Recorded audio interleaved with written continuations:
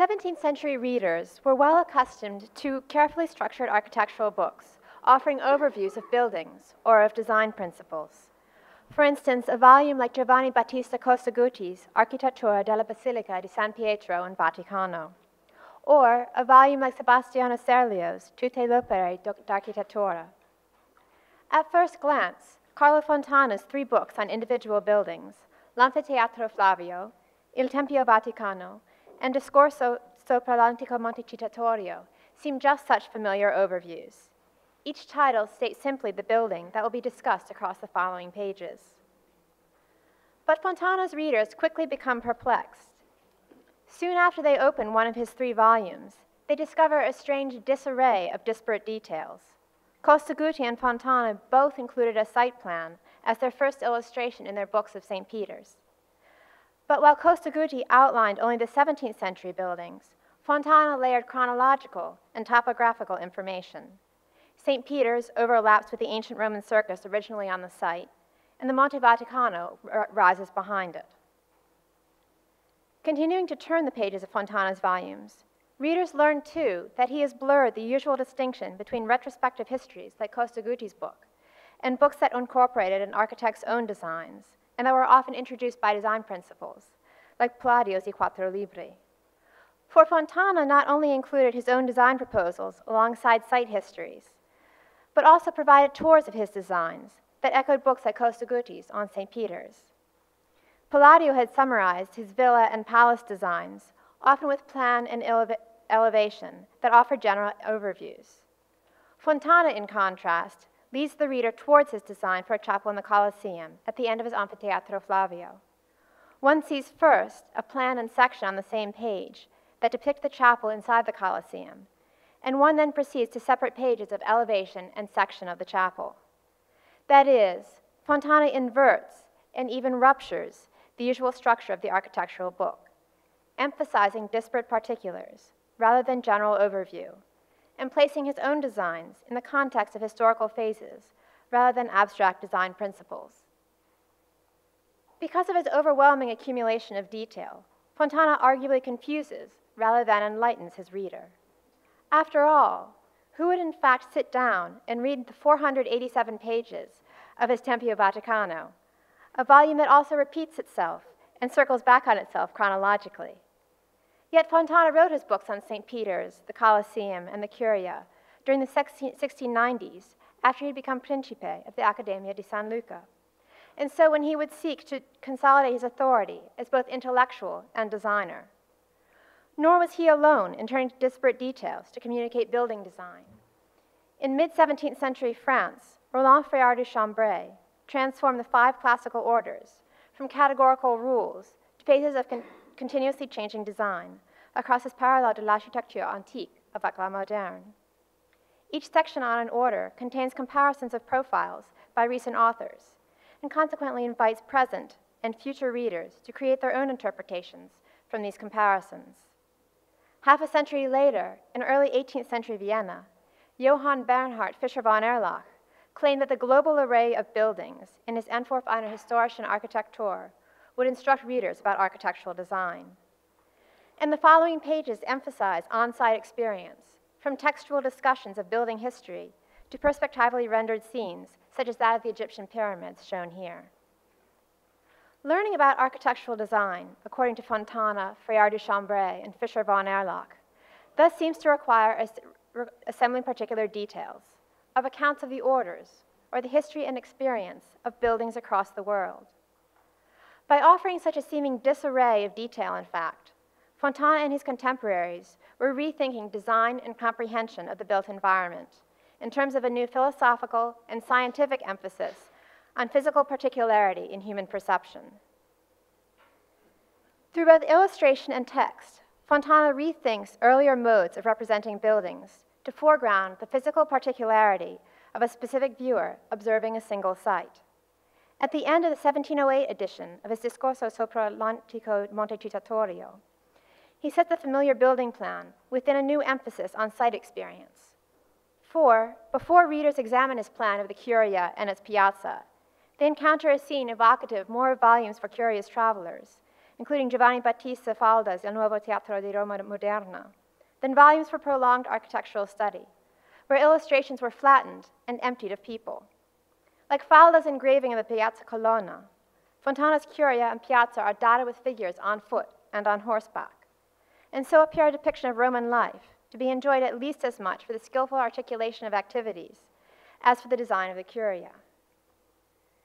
In his Tempio Vaticano, Fontana even reworks pre-existing illustrations to focus on the particular moments by which the obelisk was erected at Piazza San Pietro.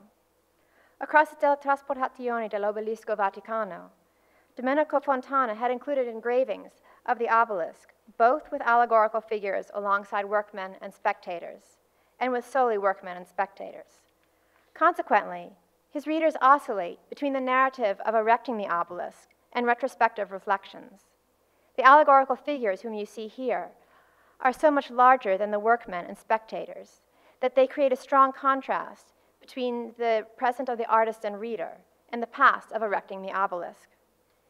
In his Tempio Vaticano, however, Carlo Fontana smooths out this confusion of past and present by isolating the precise moment when the obelisk is ready to be transported to the Vatican. The allegorical figures have disappeared, and only a rippling banner acknowledges the present reader who examines the illustration. The workmen and spectators too have vanished, as their work is now complete. Fontana thus focuses his reader on the sequence of events by which the obelisk was moved and then re-erected. Across his text, moreover, Fontana repeatedly invokes the viewer's on-site experience as a design criterion. Previous architectural authors had occasionally mentioned a viewer's response to a building, but they had noted more general physical and psychological reactions than the specific experience of walking around a site. Vincenzo Scamozzi, for instance, had explained that a well-lit interior engendered health and happiness among its inhabitants, without explaining how or why the inhabitants became healthy and happy. In contrast, Fontana addresses what can and cannot be seen. He explains how he manipulated his trapezoidal curia design so that it would sit comfortably within the visual cone of an individual's eye. He criticizes the oval shape of Bernini's Piazza San Pietro because it hides the benediction loggia from the eyes of some worshippers. And he laments how the narrowness of a street and nearby hills prevent one from seeing the northern view of the Colosseum at a single glance. Fontana's viewer is firmly located in a particular space, and it is through the eyes of the specific individual that one designs and comprehends the built environment.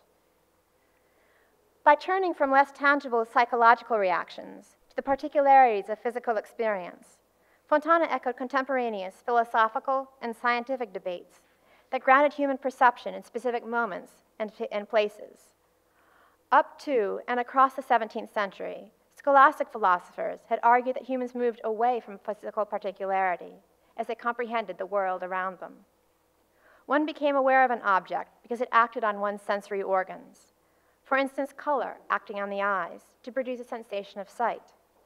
The object's form, separated from its matter, then impressed itself on the sensory organ, and the mind abstracted an intangible phantasm or image, from which the intellect, in turn, derived the essence or fundamental nature of the object. René Descartes and other 17th century mechanistic philosophers, however, outlined a sequence of physiological occurrences comprising human comprehension.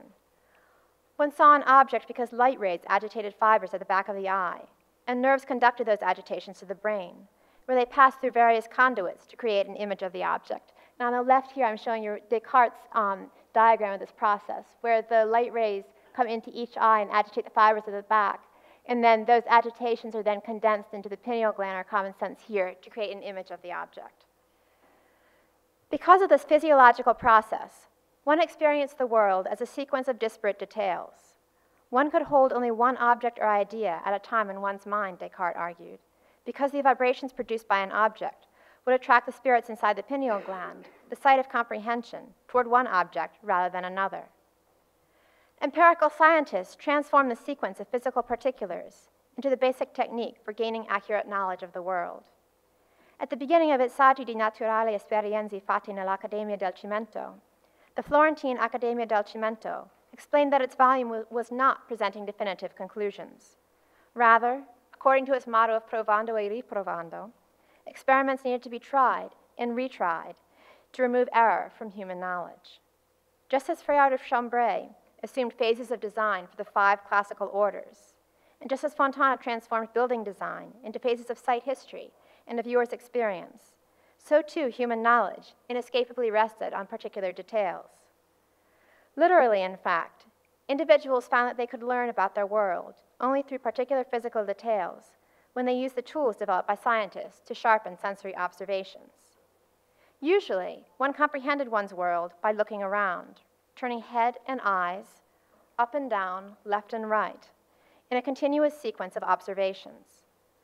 Looking through a telescope, however, interrupted this continuous sequence with details of objects, buildings, and planets distant from one's immediate surroundings. And observations of these distant objects, buildings, and planets were in turn interrupted as one turned from the telescope to one's daily world. In Rome, during the early 1660s, 2 lens makers, Giuseppe Campani and Eustachio Divini, transformed such staccato observation into a topic of sharp, open debate. Competitions were held where their telescopes were tested alongside each other to determine which was more accurate. Campani, moreover, published an account of the final 1664 competition, and then in the early 1680s, produced a print showing individuals looking through the long telescopes that magnified particularly small details. And I'm showing you that print here on the right. Because of such debates, philosophers and scientists alike relocated the mental process of comprehension from the human imagination to a new responsiveness to sensory stimuli. Since antiquity, theorists across discourses had argued that the imagination offered a predictable means of controlling one's comprehension because it evoked fictive images that could counter actual experience. Rhetorical theorists argued that one remembered potentially disconnected events and ideas accurately because one could store them in a landscape or an image envisioned through the eye of the imagination.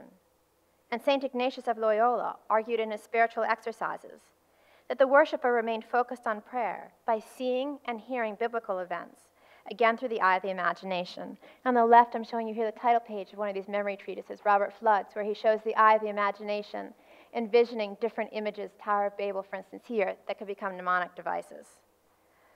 For the 17th century individual, however, the imagination was an undesirable distraction when it even existed. Mechanistic philosophers argued that there was no place where the imagination could be located within the human brain. In his Leviathan, Thomas Hobbes asserted that the process of imagining was simply the result of diminishing vibrations created in one's body by an object. A decade later, as the Florentine Lorenzo Magalotti corresponded with the Roman Paolo Falconieri, he feared that the imagination would hinder Falconieri's accurate testing of Divini's and Campani's telescopes. Magalotti warned, quote, "Take care that, knowing in your mind what the lines say, you are not deceived into making believe that you read with the eye that which you read with the imagination," end quote. If Falconieri sees the outline of a familiar word through the telescope, the imagination, which can add details to blurry images, might insert the rest of the word so that he mistakenly seems to read the word clearly. To prevent such errors, Magalotti and Falconieri replaced fragments of legible text with sheets of randomly organized letters, and I'm showing you one of those on the right here. Now, precisely because the imagination generated fictive images, it was no longer reliable, and Magalotti and Falconieri reworked their physical surroundings to generate accurate observations. Magalotti, Falconieri, and other well-educated 17th century viewers would have been already familiar with such malleability of the human mind and senses, but they transposed this malleability into a new context, into daily life. Only in extraordinary circumstances, in surprising garden automata that contradicted natural patterns, and in discourses of magic and wonder that were inevitably inexplicable, had they previously encountered manipulative physical environments. Across a section of his Mussorgia Universalis, entitled Magia Consoni et Dissoni, or The Magic of Consonance and Dissonance, for instance, Athanasius Kircher included a sequence of trick acoustic spaces, including the hall with the talking statue shown here. When one saw the bust from a distance, one's imagination would suggest a silent statue to be admired. As one approached the statue, though, it emitted sounds conveyed through a tube hidden in the wall, the barking of dogs and the voices of people in the courtyard below. Like Magalotti and Falconieri, Kircher neutralizes the imagination by substituting an unexpected experience. However, Kircher's acoustic spaces are inexplicable magic rather than accurate scientific observation. It is this human malleability and corresponding safeguarding against a potentially misleading imagination that lies at the heart of Carlo Fontana's reconceived relationship between viewer and building, and so at the heart of his architectural book.